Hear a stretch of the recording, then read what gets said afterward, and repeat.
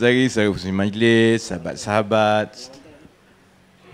Saya ucap terima kasih yang hadir. Saya tahu notis yang diberikan sangat pendek. Saya tunggu sehingga pengumuman hari penentuan calon supaya kita tengok lama mana masa yang kita ada sebelum saya kena susun balik. Jadi tempoh masa yang ada daripada dibazirkan, daripada kita rugi tiap-tiap malam. Malam ini saya akan ke Kuala Pilah juga. Jadi sebab itu saya ucap terima kasih kepada sahabat-sahabat yang di Rembau yang dalam tempoh notis 1-2 hari masih sempat menganjurkan satu ceramah. Yang mudahnya kita tak macam UMNO Barisan Nasional ataupun Perikatan Nasional. Daripada dulu maksudnya kita tahu kalau orang datang bukan sebab buang, bukan sebab makan, bukan sebab majlis besar, tapi orang datang nak dengar penerangan. Cuma sekarang ni lebih ramai yang dengar dekat YouTube dan juga Facebook dan lain-lain. Jadi saya ucap terima kasih kepada semua yang hadir pada malam ini. Kalau tengok, walau pada pukul 9 dalam keadaan hujan, esok cuti ni kan, dan sahabat-sahabat bangsa India ada di Pavali. Saya ingat kalau begini daripada pengalaman saya dah ceramah ni lama. 10, 15, 20 tahun dah. InsyaAllah maknanya kalau adalah parti yang beritahu dia yakin boleh menang dalam pilihan raya kali ini, bohong semua. Ini adalah pilihan raya yang paling susah kita nak baca kerana rakyat Malaysia semua tahu kuasa itu sebenarnya ada di tangan pengundi-pengundi.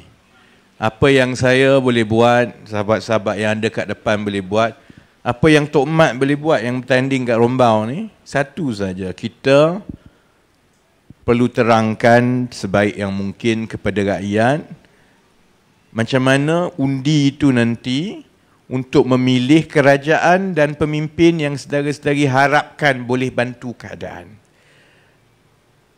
Tak ada dah zaman dulu yang kalau letak songkok orang kata boleh menang. Kalau tanya Tok Mat pun saya tahu. Malah saya hormat Tok Mat. Dia pimpinan yang lama dan saya tahu kalau di Rembau ini keadilan akan bertanding, bukan tugas yang mudah. Tapi saya juga tahu bahawa pengundi-pengundi selepas 2018 tahu bahawa kuasa itu ada di tangan saudara-saudari. Kalau ikutnya ini masa yang paling tak sesuai untuk kita berkempen, untuk kita masuk pilihan raya dengan hujannya, dengan risiko banjirnya, kemudian dengan cutinya di masa hari perayaan. Kalau tengok ramalan-ramalan cuaca daripada Jabatan Meteorologi, Jabatan Kaji Cuaca, hujan yang akan turun dalam 2-3 minggu selepas ini adalah jauh lebih tinggi daripada tahun lepas. Tahun lepas hujannya lebih kurang 8 mililiter. 800 mililiter per square. Okey, dia ikut lain-lain kan. Tapi selalunya dia nak ukur hujan, dia letak alat dia tu, dia tunggu hujan dalam tempoh yang tertentu. Kemudian ada bacaan dia lah.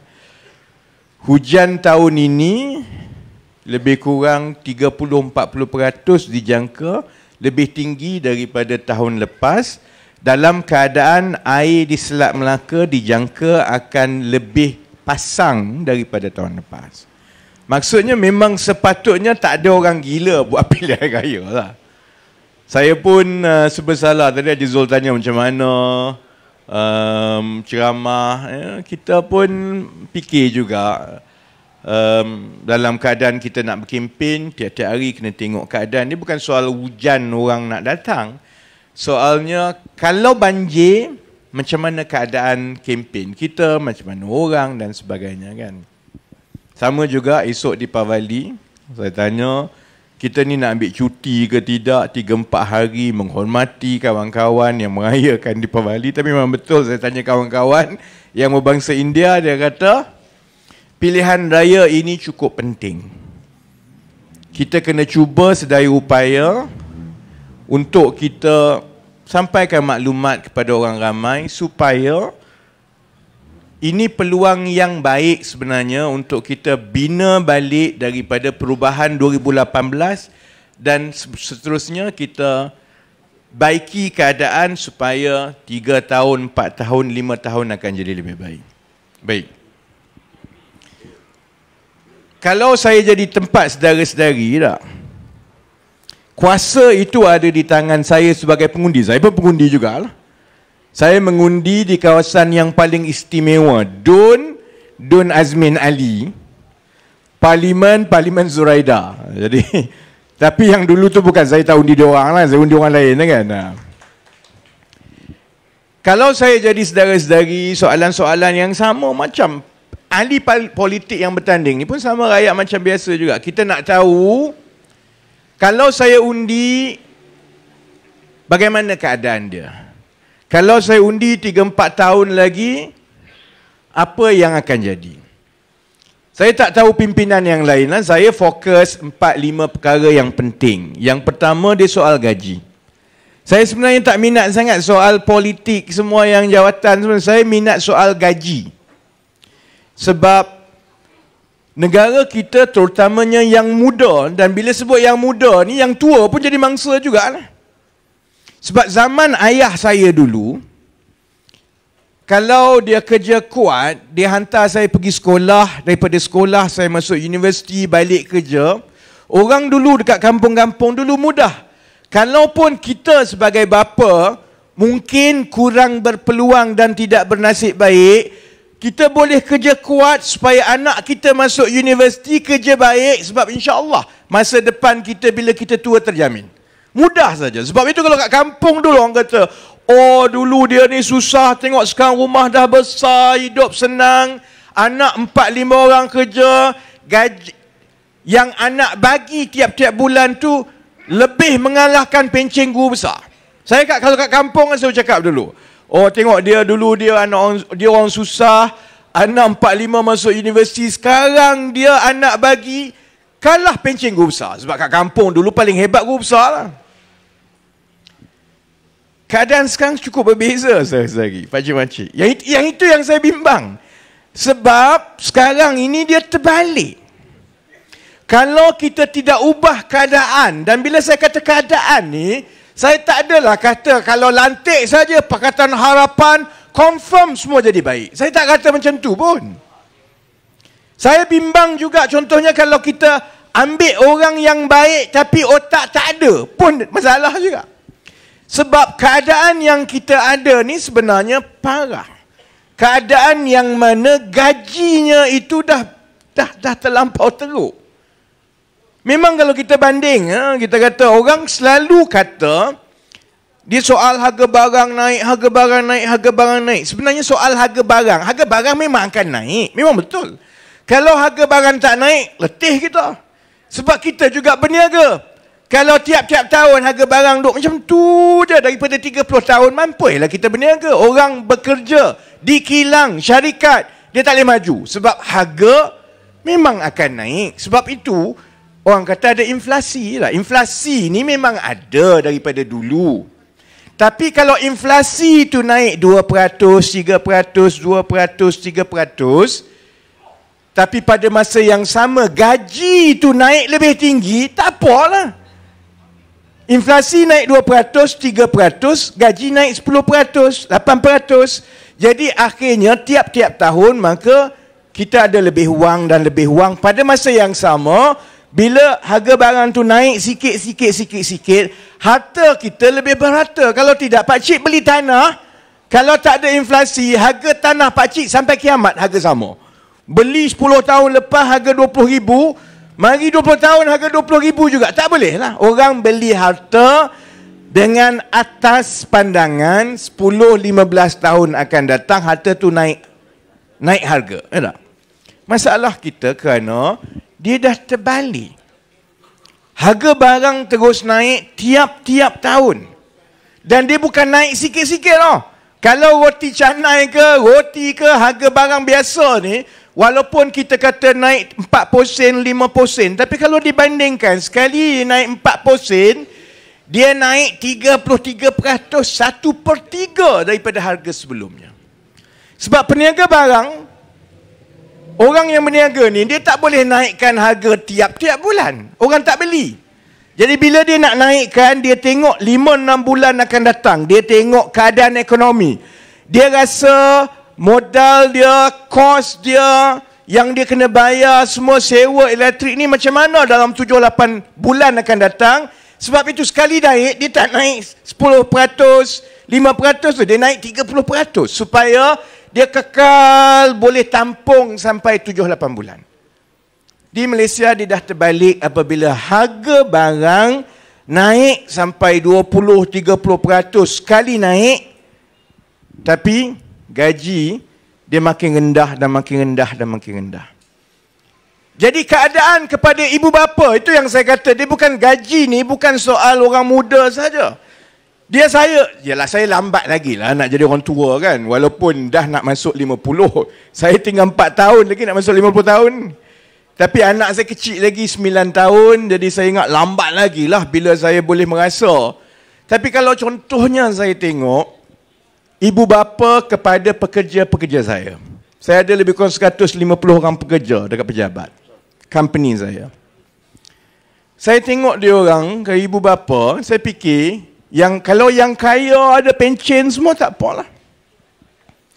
Tapi kalau yang kerja dulu pun kerja, yang gaji tak tetap, berniaga tak tetap, duit habis banyak hantar anak pergi universiti, anak keluar, gaji dia tu tak cukup untuk dia pindah keluar. Dia kena duduk kat rumah. Jadi maksudnya, keluarga lagi kena tanggung ni. Elektrik keluarga kena tanggung, makan keluarga kena tanggung.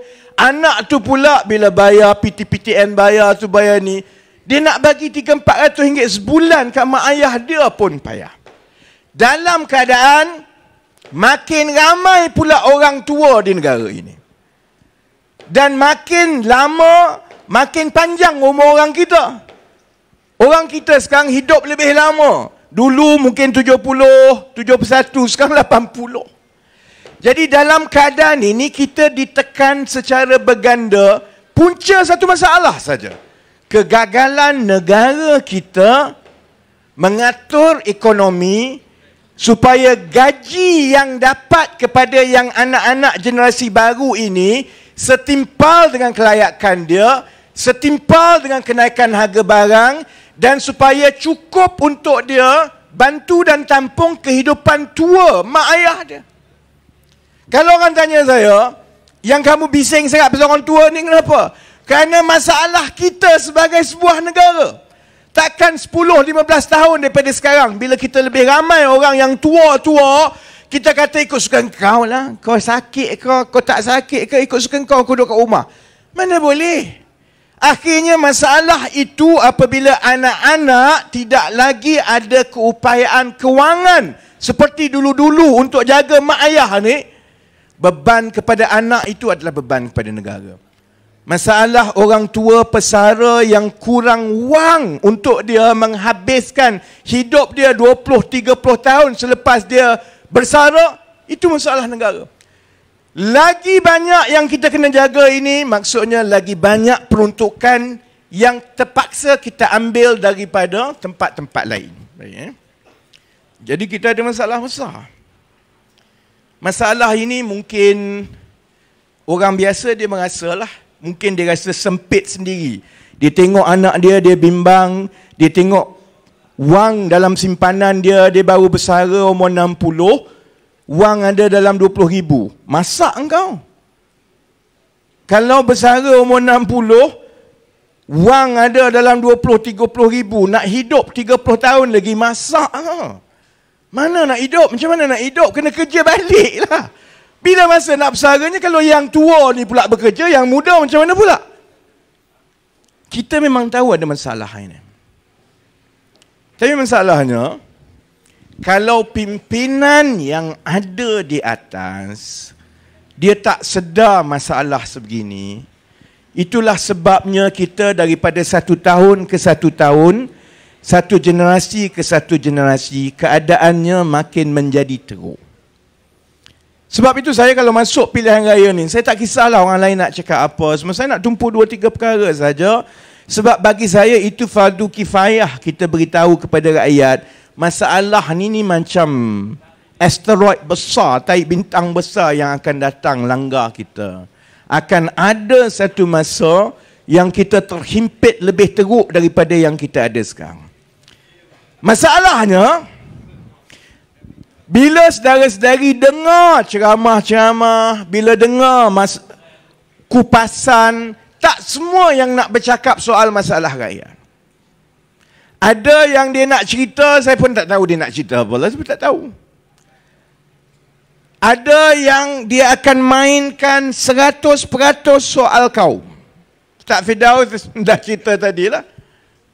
Yang kita ini dijadikan berbeza-beza, supaya kita boleh belajar dari satu sama lain. Apa hikmah dia bila kita Allah buat berbeza-beza? Boleh je Allah nak buat ni semua keluar, semua hidung mancung, semua hidung mancung. Rambut tak botak macam saya sampai kena bayar kopi. Rambut semua cantik, semua badan tak gemuk, semua cantik. Allah boleh buat. Kenapa? Kenapa hikmah dia Allah buat kita berbeza-beza? Supaya kita belajar daripada satu sama lain. Kerana ada kalau semua itu persamaan, maka kita tak nampak yang lebih, yang kurang. Bila kita tak nampak ada yang lebih, maka kita tak bersyukur dengan apa yang ada dengan kita. Sebab kita tengok semua sama. Kalau kita tak tahu kita ada kekurangan, kita tak belajar untuk menjadi lebih baik supaya kita boleh jadi macam orang lain yang lebih baik. Sebab itu kita dijadikan berbeza-beza. Ada orang kaya, ada orang susah. Supaya yang kaya itu sedar bahawa rezeki itu datang daripada Allah. Ada bahagian untuk orang susah, maka kamu kena ambil sikit bagi kepada orang susah. Orang susah juga tahu bahawa kamu kena redha dan bekerja kerana rezeki itu juga datang daripada Allah. Allah dah buat cantik semua dah. Tapi masalahnya, kalau mari kepada orang politik, dia akan susun 100%, sebab dia tak nak jawab benda-benda yang saya sebut pasal kegagalan mengatur ekonomi. Dia tak ada idea macam mana nak jawab. Kalau keadaan gaji sekarang begini, apa yang kerajaan patut buat untuk gaji? Takkan dah 60 tahun kita tahu tiap-tiap tahun gaji makin teruk, makin teruk, makin teruk. Kamu ulang benda yang sama. Tak selesai masalah. Kalau dah demam, pergi jumpa Tok Bomo suruh makan rumput. 5 tahun makan rumput, demam tak habis-habis. Sudah tentu kita kata takkan nak makan rumput lagi, kena cari ubat lain lah. Sama kita dah 60 tahun ada masalah soal gaji. Kalau kita tak buat sesuatu yang berbeza, masalah ini akan terus berlaku dan berlaku. Masalah yang lebih besar nak masuk pilihan raya ialah apabila parti-parti bila dia tak boleh nak jawab. Dia tak ada idea. Dia malas nak berdepan dengan rakyat tentang masalah yang besar. Akhirnya dia ambil jalan mudah. Jalan paling mudah apa dia? India. China ada, China. Kalau undi parti selain daripada UMNO, selain daripada PAS, maka negara ini akan diambil alih oleh orang bukan Islam.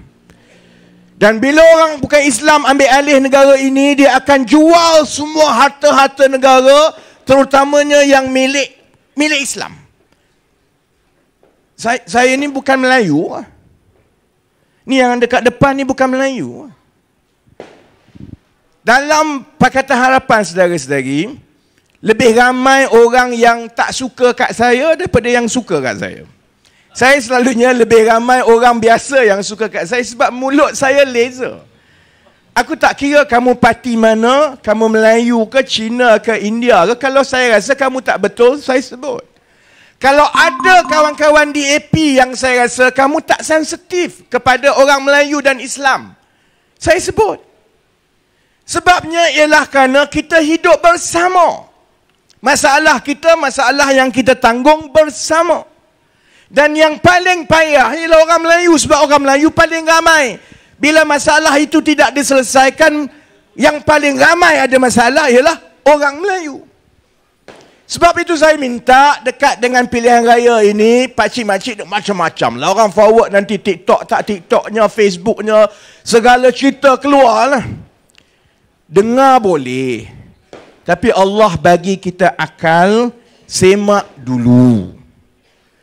Sebab kempen-kempen, kalau di sebelah UMNO, sebelah PAS, sebelah Bersatu, 100% pasal soal perkauman. Sampai hari ini, saudara-saudari, pernah ke tidak pakcik-makcik dengar seorang pimpinan UMNO atau PAS yang bercakap pasal rakyat? Bercakap pasal harga barang, bercakap pasal gaji ni. Pernah dengar? Tak ada. Dia cerita pasal iblis, dalam pakatan ada iblis. Pula dah. Daripada mula cerita pasal binatang, sekarang dah sampai tahap baru pasal iblis pula. Kalau UMNO, dia cerita awal-awal lagi, jual harta, Cina, berkuasa dan sebagainya. Saya janji, saudara-saudari, selagi saya ada, sahabat-sahabat yang ada, ni saya janji ni, rekod ni kan. Selagi kami yang muda-muda ni ada, kalaupun pakatan menang ke tak menang, perkara-perkara yang berlaku tidak adil, bukan sahaja kepada orang Melayu, tapi juga kepada yang bukan Melayu, yang Cina, yang India, insya-Allah kami akan lawan betul-betul. Yang itu saudara saya jangan bimbang. Kalau saya tak setuju dengan Anwar Ibrahim pun, saya kata saya tak setuju. Sebab kami dalam keadilan terutamanya, kami ni kebanyakannya ialah orang yang dulu anak muda profesional yang tak berminat dengan politik. Saya ada hidup yang baik, syarikat yang baik. Kalau setakat gaji ahli parlimen tu tak berbaloi untuk kami masuk politik.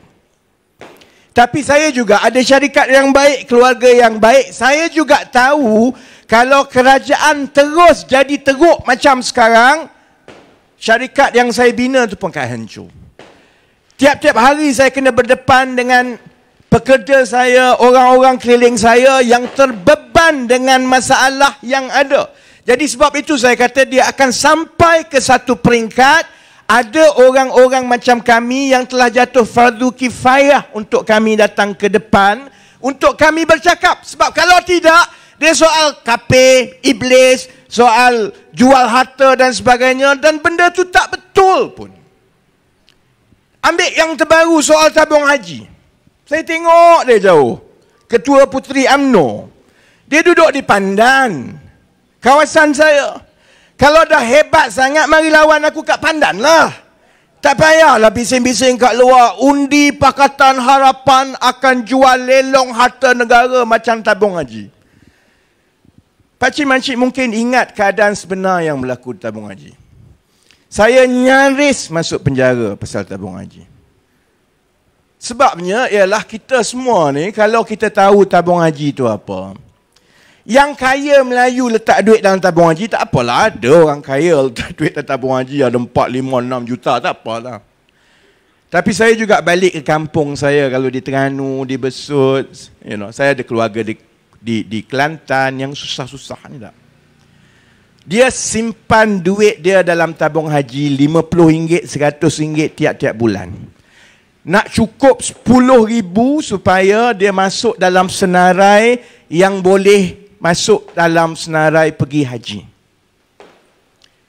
Nak tunggu dia senarai cukup 10,000 tu, banyak masa juga dia berharap supaya keuntungan tabung haji tu 5%, 7%, 8% dapat bantu tambah yang dia tabung tiap-tiap bulan. Kalau dia lepas 10,000 pun, dia kena tunggu sampai 10-15 tahun. Tapi bayangkan, umur dia dah 60 tahun. Kalau pelaburan dan simpanan dia dalam tabung haji, katakanlah 9,000 dah nak masuk 10,000, tiba-tiba simpanan itu rugi. Sebab tabung haji ambil duit tu pergi buat belanja dan perbelanjaan dan pelaburan yang tak apa-apa. Sampai dia mati, dia tak pergi haji. Saya ambil cerita tabung haji tu sebab tu. Sebab kesian. Sebab kat Malaysia ni, ahli politik selalunya, dia tak suka cerita pasal orang-orang kecil yang miskin ke bawah ni. Dapat apa? Dapat apa cerita pasal pakcik-pakcik penabung tabung haji ni? 1 sen tak dapat, saudara-saudari. Saya beritahu, saya nak masuk penjara dah lah. Tapi kalau cerita pasal projek besar, toke besar, jumpa dia. Sekali jumpa, sembang-sembang, pergi bincang-bincang, kalau projek jalan, paling kurang dapat 10 juta. Sebab tu orang macam saya, selalu ada masalah. Kerana bila kita ambil perkara-perkara yang orang macam tak peduli sangat ni, orang kira pedih nak dengar, tak ada untung kat kita, tak ada untung kat siapa-siapa, dia tak boleh jawab, dia akan hantar polis untuk tangkap. Kononnya takut saya ni, takut nak masuk lokap, maka saya akan diam. Alhamdulillah, soal tabung haji ni kita berjaya selesaikan. Saya mungkin tak ada jawatan, mungkin tak ada harta besar, tapi saya gembira dan lega sebab ada bahagian saya dalam usaha untuk kita selamatkan tabung haji. Sebab daripada tahun 2016 lagi, saya orang yang pertama sebut kepada semua masa itu bahawa rizab tabung haji setakat 31 Disember 2014 telah pun negatif. Pakcik-makcik tahu maksud negatif ni macam mana? Maksudnya dia kutip duit. Orang menabung kan, kutip duit tabung haji adalah 70 bilion, 80 bilion. Daripada 70 bilion, dia tengok pula daripada itu berapa nak kena bayar tiap-tiap tahun. Bayar gaji, bayar hutang, bayar dan sebagainya. Daripada itu juga dia tengok lagi berapa nak dilaburkan semua. Peraturan tabung haji ni maksudnya berapa dia boleh bayar hibah, berapa dia boleh bayar keuntungan, dividen dan sebagainya itu tertakluk kepada Akta Tabung Haji. Dia tak boleh buat pandai-pandai dia. Akta Tabung Haji kata, kalau rizab tabung haji itu negatif, maka tabung haji tak boleh bagi untung kepada peminjam, penabung sedia ada. Ya. Jadi sepatutnya tugas tabung haji mengikut akta ialah kalau dia nak agihkan keuntungan kepada penabung-penabung, keuntungan itu mestilah datang daripada penabung sedia ada setakat itu.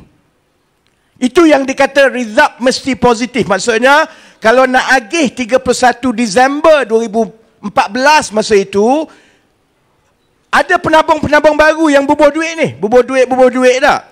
Dia kena tolak tepi yang itu dan tengok setakat penabung sedia ada dengan keuntungan dan pendapatan dan sebagainya, betul ke tidak ada untung untuk diagihkan. Kalau ada lebih, rizab positif. Kalau tak cukup, rizab negatif. Baik, Sejak 2014, tabung haji buat macam mana? Dia tahu sebenarnya, bila dia tengok saja, sebenarnya tabung haji lebih banyak wang rugi daripada dia buat keuntungan. Dia tahu bahawa sebenarnya kalau ikut akta, dia tak boleh bayar dividen ni daripada 2014 lagi. 14, 15, 16 tak boleh. Jadi dia buat macam mana? Dia terus galakkan orang untuk terus menabung dalam tabung haji.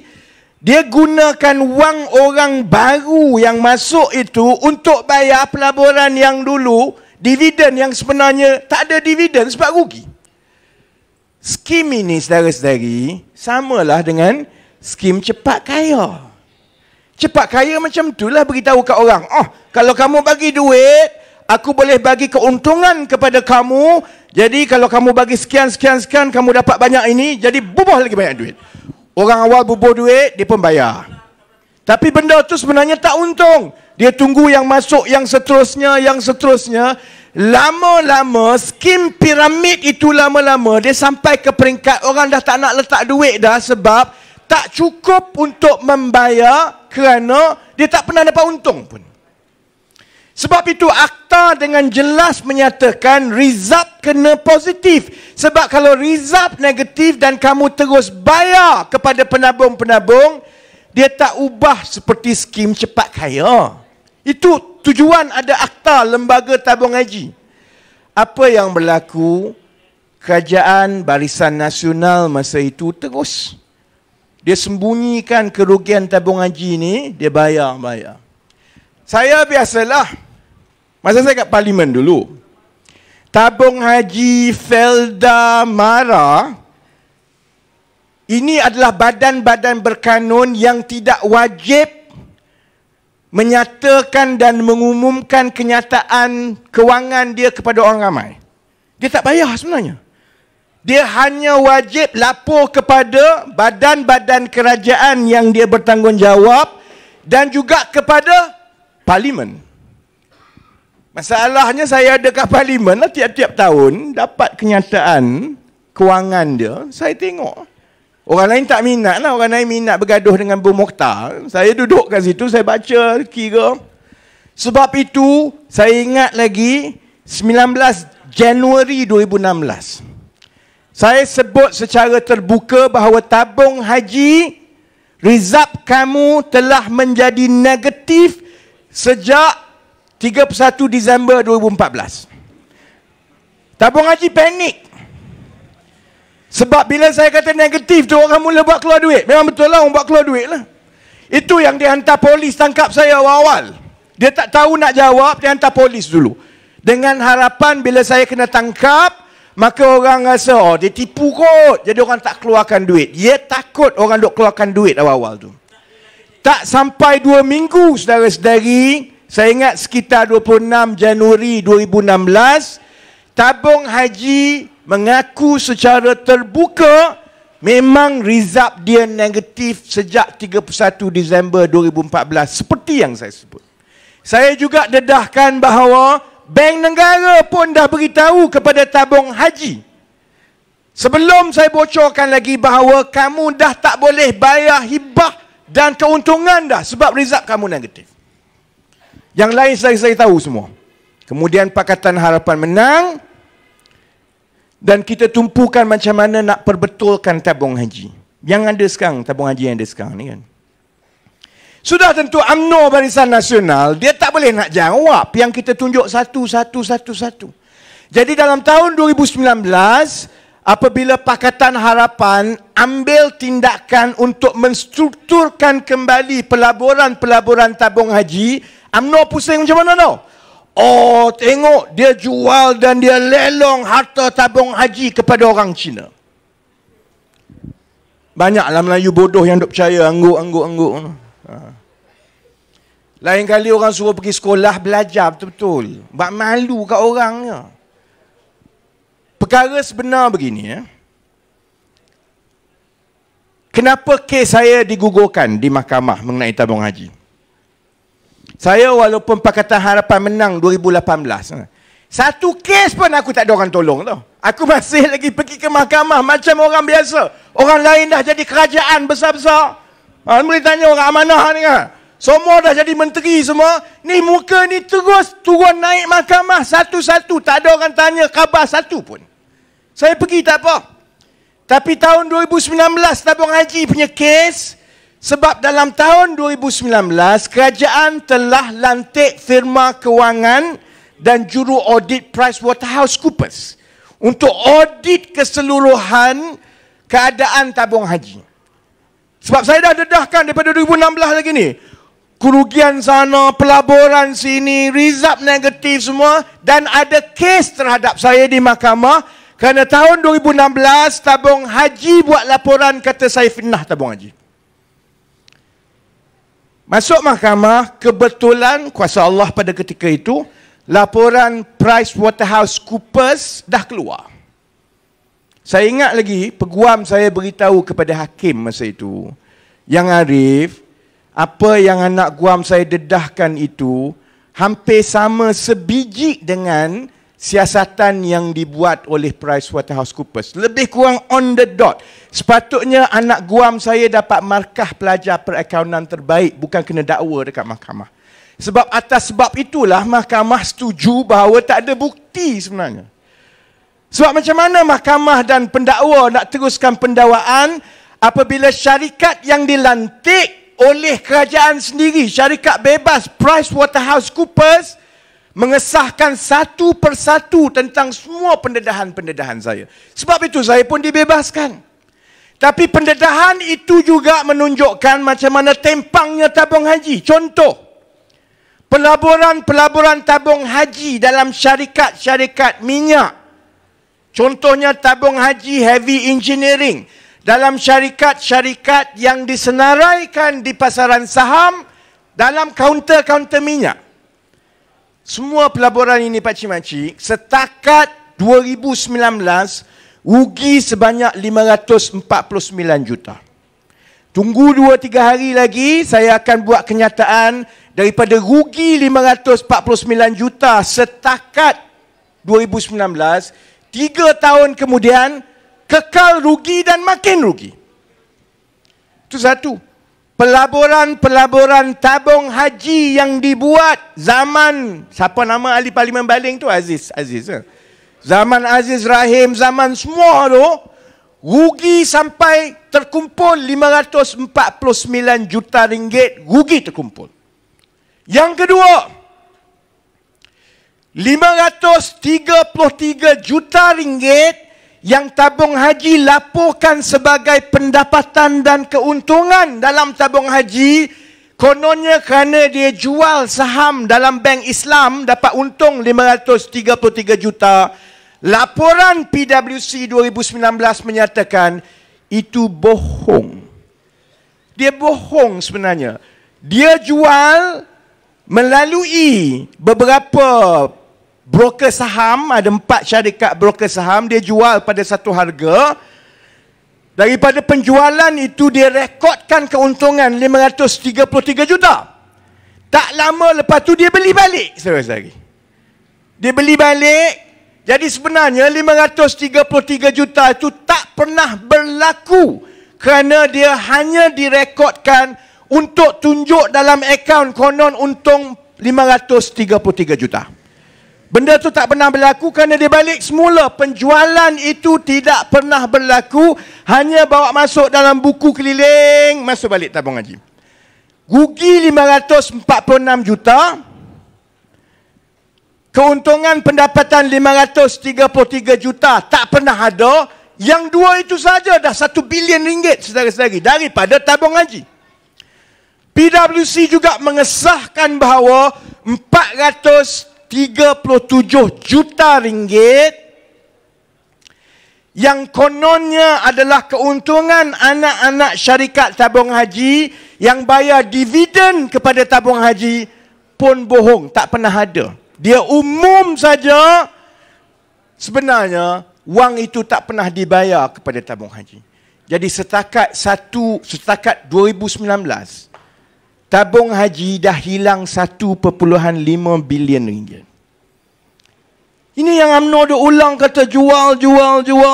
Jadi, kalau saudara-saudari pakcik-makcik jadi kerajaan pada ketika itu, tabung haji result negatif.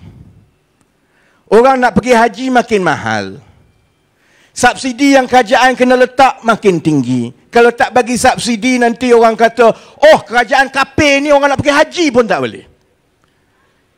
Tapi kalau tidak dibuat sesuatu, pelaburan-pelaburan sebegini akan terus mengheret tabung haji dan bila resultnya kekal negatif, maka dia tak boleh nak bayar dividen, nak bayar hibah kepada orang-orang kampung ni. Jadi apa cadangan yang perlu dibuat? Maka sebab itu atas cadangan pakar-pakar ekonomi dan kewangan yang bebas, Kerajaan Pakatan Harapan membuat keputusan kita kena bail out tabung haji. Kita kena suntik dana ke dalam tabung haji. Macam mana nak suntik dana dalam tabung haji? Ambil pelaburan-pelaburan tabung haji yang merugikan itu, yang tiap-tiap tahun menyebabkan tabung haji rugi, buat keluar. Ini termasuklah tabung haji heavy engineering, syarikat-syarikat tahap apa yang ada dalam tu, counter-counter yang kita pun tak faham Kenapa tabung haji kamu melabur dalam kaunter-kaunter ni? Makin dia rugi, tabung haji rugilah. Buat keluar semua, jual kepada kerajaan Malaysia. Kerajaan Malaysia menubuhkan satu syarikat khusus untuk mengambil alih aset-aset dan harta-harta tabung haji yang rugi ini. Nama dia UJSP, yang apa ni urus, aku pun dah lupa nama dia, pergi Google. UJSP, syarikat ini milik penuh kerajaan Malaysia di bawah Kementerian Kewangan diperbadankan. Harga dia macam mana? Yang ini yang saya nak sebut, bagus Pak Cik ada seorang kat depan ni. Yang nak beraya esok di Pavali, sebab dia bukan orang Islam, sebab dia kena dengar. Supaya yang Islam dengar dan yang bukan Islam dengar. Harta tabung haji, nilai buku, nilai masa itu, aset-aset yang merugikan ini 10 bilion. Tapi kalau kerajaan Malaysia di bawah Pakatan Harapan masa itu bayar aset-aset merugikan ini pada nilai buku dia 10 bilion, maksudnya itu tidak akan menyelamatkan tabung haji. Tabung haji kekal result negatif, kekal sakit. Jadi kerajaan Pakatan Harapan buat macam mana? Nilai aset buku 10 bilion, bayar 2 kali ganda lebih mahal 20 bilion. Supaya 10 bilion itu boleh menghapuskan liability yang merosakkan ini, tambah lagi 10 bilion suntikan dana supaya tabung haji result dia dah tak negatif dan boleh berjalan macam biasa tanpa dibebankan oleh syarikat-syarikat yang rugi ini. Sebab itu saya kata, nak berkempen boleh. Kalau nak kata saya tak cukup Melayu, boleh. Saya tak ada masalah kalau nak kata saya tak cukup Melayu. Sebab saya kat UK dulu orang selalu ingat saya muka siam. Saya faham lah orang kata dia tak cukup Melayu. Betul. Tapi jangan sampai berbohong dan memfitnah. Sebab kesian kepada ni setiap seorang yang hadir pada malam ini, termasuk yang Islam dan yang bukan Islam. Akibat salah takbir urus di bawah UMNO Barisan Nasional, sampai tabung haji berada dalam keadaan yang begitu. Bukan saja kita orang Islam ni yang kena buat keluar duit untuk selamatkan tabung haji. Yang Cina pun kena, yang India pun kena, yang Serani pun kena, yang Hindu pun bayar, yang Kristian pun bayar, yang Buddha pun bayar, saudara-saudari. Sebab 20 bilion itu diambil daripada perbendaharaan negara, bukan ambil duit orang Islam. Sebab tu saya kata jahat. Kamu dah lah rosakkan tabung haji. Kamu dah lah balon kaya raya.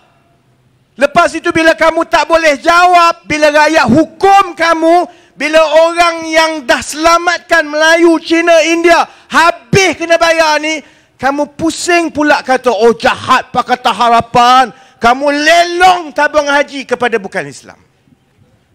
Sebab itu saya sebenarnya pernah kata, saya tak bimbang pasal masa depan UMNO.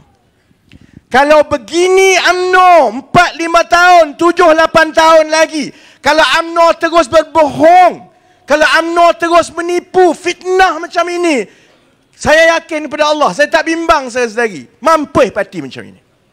Parti macam ini takkan tahan. Sebab rakyat makin cerdik.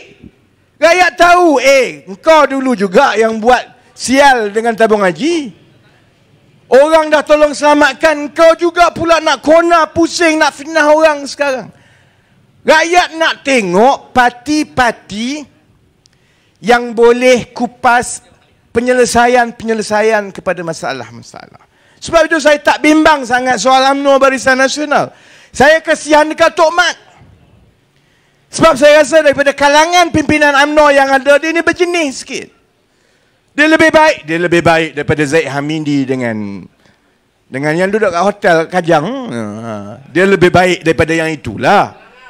Kan saya yakin yang itu. Tapi saya kesian apabila UMNO tu dah rosak sangat macam yang ada sekarang. Orang macam Tok Mat pun, macam mana ada dalam UMNO pun, dia tak boleh buat apa-apa. Cuba tengok ni. Bayangkan 3-4 bulan yang lepas, rakyat ada masalah gaji, masalah soal iklim, masalah ekonomi, harga ayam, harga telur, segala masalah yang ada. UMNO hanya ada satu masalah. Apa dia? Rindu Kak Najib. Itu lah. Saya ingat bila kumpul ribu-ribu ni, manalah tahu nak bincang macam mana kita nak menaikkan gaji rakyat. Macam mana kita nak memartabatkan perniagaan-perniagaan orang kat bawah ni. Supaya anak-anak kita tak payah nak kerja syarikat besar, berebut syarikat besar buat apa. Baik duduk kat Senawang, ada syarikat yang baik, gaji yang baik. Saya ingat nak bincang yang itu. Tak, bincang menangis-nangis ni. Menangis dia mengalahkan Hindustan. Sebab apa? Rindu Kak Najib. Nasib baik Rosmah tak masuk kat dalam lagi. Kalau tidak, 2 kali kita tengok drama menangis lagi. Sebab tu saya kata, saya tidak berminat dengan UMNO. Bukan soal kuasa sebenarnya. Saya daripada dulu kurang berminat dengan UMNO atas satu sebab saja. Saya tak nampak dia akan menyelesaikan masalah kita. Dan masalah kita akan terus jadi besar dan besar kalau pimpinan UMNO yang macam ada sekarang ini terus lari daripada masalah rakyat. Patut berucap dan berbincang pasal gaji, pasal harta, pasal pengurusan ekonomi. Dia tak nak jawab.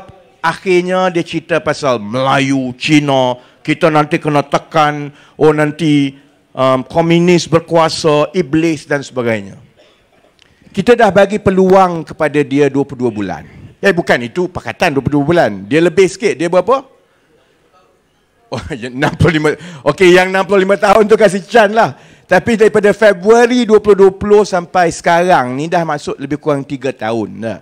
Maksudnya kita bagi dekat dia dah hampir 30 bulan selepas dia kata Pakatan Harapan ni teruk sangat 22 bulan. Tak apalah.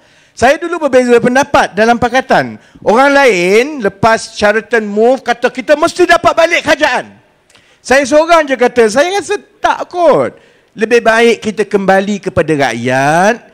Lebih baik kita perjuangkan masalah-masalah rakyat. Sebab rakyat ni cerdik.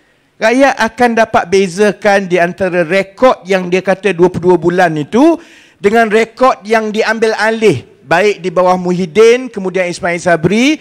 Rakyat boleh tengok. Jadi saya memang tak pernah kata kita mesti ambil balik kerajaan. Saya kata bagi peluang dekat dia memerintah supaya rakyat boleh bandingkan balik daripada 22 bulan Pakatan Harapan dengan bawah Muhyiddin macam mana, bawah Ismail Sabri macam mana.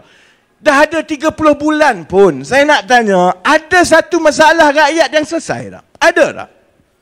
Dia kata Pakatan Harapan teruk sangat ni. Ada tak satu masalah rakyat yang selesai? Paling kurang 22 bulan Pakatan Harapan selamatkan tabung haji. Paling kurang 22 bulan Pakatan Harapan kekalkan harga minyak yang sampai hari ini dia tak berani sentuh. Jasa saya aku tak minta dibayar, tapi paling kurang saya tahu bahawa ada sumbangan kami. Kita kekalkan harga minyak, sebab itu sampai sekarang harga minyak RM2.50. Kalau tidak, harga sekarang berapa? Dekat RM4 lah. Kalau tidak. Paling kurang 22 bulan Pakatan Harapan berkuasa, ada kesan kepada kehidupan rakyat. Saya tak kata semua bagus. Sedari-sedari tahu saya maki pimpinan pakatan pun berkarung juga. Saya tak kata semua bagus, tapi paling kurang ada yang diselesaikan. 30 bulan Muhyiddin dengan Ismail Sabri jadi Perdana Menteri. Apa yang diselesaikan sedari-sedari? Harga telur pun tak selesai. Harga gandum tak selesai. Mata wang jatuh teruk. RUU 355 sampai sekarang nak masuk pilihan raya tak selesai, tak bawa pun. Sebab tu saya kata, saya yakin saudara-saudari, saya tak kata Pakatan Harapan ni ada penyokong yang banyak. Saya tak kata. Saya tahu Pakatan Harapan ni penyokongnya di kalangan orang-orang yang akan berubah-ubah fikiran. Cuma yang saya yakin satu saja. Penyokong yang akan mengundi Pakatan Harapan adalah daripada kalangan rakyat Melayu, Cina, India, Iban Kadazan yang cerdik-cerdik, insya-Allah. Sebab dia boleh bezakan antara 22 bulan, 30 bulan, 65 tahun. Dia boleh tahu bahawa sebenarnya kalau aku undi ni sebenarnya, kalau duk ikutlah UMNO ni, KP sana, iblis sini, PAS kata gini-gini, harga barangku tetap sama juga. Rasuah tetap naik juga. Kita tak tahu pun apa jadi dengan tabung haji tu. Saya tak buka cerita Felda lagi tu, baru tabung haji dulu. Sebab tu saya harap saudara-saudari kita tak masuk lagi kempen secara rasmi ni. Tapi saya biasalah, saya kalau kat sekolah dulu orang kata kiasu. Periksa lambat lagi, saya dah buka buku dah. InsyaAllah saya yakin bila kita maklumkan, jawab balik, terangkan. Saya minta satu saja. Allah bagi kita akal. Guna akal itu. Kalau orang kata begini, kalau rasa betul ke Pakatan Harapan ini, kalau dia berkuasa habis negara kita, China dengan India ambil. Pergi tanya. Kalau di Negeri Sembilan ini, saya ingat dulu, saya seorang je yang duk pusing-pusing kata, Saudara Amin akan jadi Menteri Besar. Saya memang yakin daripada dulu lagi, insya-Allah dia boleh jadi Menteri Besar yang baik. Tak ada orang percaya tau. Dekat Pakatan Harapan pun orang tak percaya. Katalah Amin ni, dia jadi adun je, dia mana boleh jadi Menteri Besar? Mana boleh? Orang tak yakin pun kata dia ni tidak ada lah, tak nampak aura nak lawan dengan Tok Mat. Saya ingat lagi orang kata. Sehari-hari sekarang ni lepas 4 tahun lebih nak masuk 5 tahun lebih tak? Nak masuk 5 tahun ni. Saudara Amin sebagai Menteri Besar Negeri Sembilan adalah antara Menteri Besar yang paling popular dengan rakyat di seluruh Malaysia. Adakah sebab Amin ni manusia hebat di atas sana? Tak. Dia mudah je. Bila kita lantik orang yang tak rasuah, yang dia tak bongkak, dia tahu ada had dia. Ada benda dia tahu, ada benda dia tak tahu. Yang dia tahu dia buat keputusan. Yang dia tak tahu dia tanya orang, cari orang yang pakar. Tapi yang penting niat dia tu, dia kalau nak makan duit, dia fikir, bahaya kita ni, mati kita ni tak baik. Dia tahu amanah, lantik orang macam ini saudara-saudari. Walaupun awal-awal kita tak yakin dengan dia, insya-Allah dia boleh buat kerja yang baik. Dan sampai sekarang, tak ada pun dekat Negeri Sembilan ni saya tengok bandar semua. Tiba-tiba Kuala Pilah daripada bandar yang orang Melayu, orang Minang semua tiba-tiba penuh dengan orang Cina India. Pernah ada? Tak ada pun. Ada tiba-tiba kawasan yang orang Melayu semua tak ada keputusan. Masjid kena tutup, azan tak boleh. Tak ada pun saudara-saudari. Ini semua mainan kerana UMNO, PAS, Barisan Nasional, dia tak boleh jawab perkara pokok yang saya sebut tadi. Perkara gaji, perkara soal pendapatan rakyat, perkara ekonomi, masalah kesusahan rakyat. Sebab benda ni susah. Saya pun tak ada jawapan sepenuhnya. Saya pun masih mencari. Saya pun tahu ada kesilapan kami, ada benda yang kerajaan kena buat. Tapi paling kurang, kami akan bercakap pasal benda itu. UMNO Barisan Nasional rasa nak menang, paling mudah, main isu perkauman. Laga-lagakan Melayu. Biar Melayu, India, Cina kat bawah ni bergaduh. Yang penting kita jadi kerajaan, aku ambil 10, kau ambil 5. Aku ambil 10, kau ambil 4. Itu saja. Jadi sebab itu saudara-saudari, terima kasih banyak-banyak hadir. Saya kena ke Kuala Pilah lepas ini, jumpa di sana pula. Saya ingat dulu, saya pernah berceramah di Rombau. Bukan seminggu tak sampai, 2-3 hari selepas penamaan calon, yang mana calon PKR pada ketika itu tidak dibenarkan hantar borang, maka Tok Mat menang tanpa bertanding. Masa itu emosi rakyat ni cukup tinggi, orang marah semua dah. Saya ingat jumlah yang hadir pada malam itu dalam keadaan emosi, marah, dah masuk pilihan raya, ada gelombang besar seluruh Malaysia. Jumlahnya lebih kurang sama yang ada pada malam ini. Sedangkan malam ini, kita belum lagi berceramah untuk kempen pilihan raya. kita tak maklumkan sangat pun, kita tak sempat nak hebahkan semua. Semua orang rasa macam suam-suam, takut banjir lah, banyak semua orang pun tak minat sangat politik. Tapi kalau macam ini kehadirannya, saya yakin orang negeri ni cerdik-cerdik semua, insya-Allah. Yang hadir ni insya-Allah lebih banyak yang cerdik daripada yang kurang cerdik. Jadi teruskan. Kalau Tok Mat pergi ceramah, pergi dengar. Kalau tak setuju, tanya. Kalau dia salah, ada benda yang dia kata tu tak betul, sampai jadi fitnah, perbetulkan. Undi itu saudara-saudari tetap akan jadi undi pakcik-makcik. Dan undi kita bukan untuk kita suka orang tu jadi wakil rakyat, parti ni menang. Kita tak dapat apa, pakcik-makcik. Undi kita ialah supaya kita letak orang yang boleh menguruskan kekayaan negara ini lebih baik bagi pihak kita. Sebab kekayaan itu adalah milik kita, bukan bapa dia punya. Kita punya. Kalau dia urus dengan baik, insya-Allah pencen lebih baik. Urus dengan baik, insya-Allah gaji lebih baik. Urus dengan baik, insya-Allah masalah-masalah harian, soal harga barang, soal kenaikan gaji, budak keluar universiti, kerja tak cukup ini, insya-Allah akan dapat diselesaikan satu persatu. Dan itu sebab kita masuk pilihan raya dan pilih pemimpin. Supaya kita letakkan orang yang lebih amanah, yang lebih ahli, yang lebih tahu, supaya hidup kita jadi lebih baik. Jadi, saya nak kena pergi ke Kuala Pilah. Terima kasih banyak-banyak.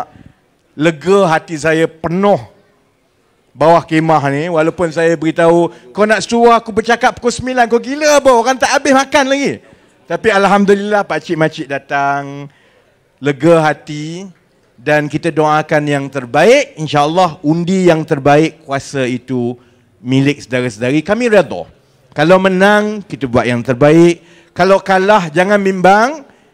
Saya akan macam ni lah. Saya akan terus turun, cakap. Nak tangkap, tak nak tangkap pun tak apa. Saya akan terus cakap sampai masalah-masalah utama, soal gaji, soal rasuah, semua ini kita dapat selesaikan dalam negara ini. Jadi, saya nak tutup begini je. Saya pakai baju Ayuh Malaysia sebab saya nak beritahu Ayuh Malaysia ni pasal usaha kita. Kita kena usaha, jangan harap. Ya tak? Jadi sebelum saya ke Kuala Pilah, saya sebut Ayuh, saudara-saudari pakcik-makcik sambut dengan Malaysia, boleh? Yang kat depan tu jangan semangat sangat, terjatuh kamera ni kan. Saya sebut Ayuh dan saudara-saudari sambut Malaysia, boleh? Ayuh, Ayuh, Ayuh. Terima kasih, selamat menyambut Deepavali Uncle. Sese. Ada sumbangan? Okey ya. Apa take off my cap? Okey. Oh, ya. Oh, tak apa. Ambil topi orang lain. Topi saya nanti nampak kepala. Jadi terima kasih Uncle banyak-banyak. Terima kasih. Saya serahkan kepada penceramah seterusnya. Doa saya untuk semua. Sekian. Wabillahi taufiq wal hidayah. Wassalamualaikum warahmatullahi wabarakatuh.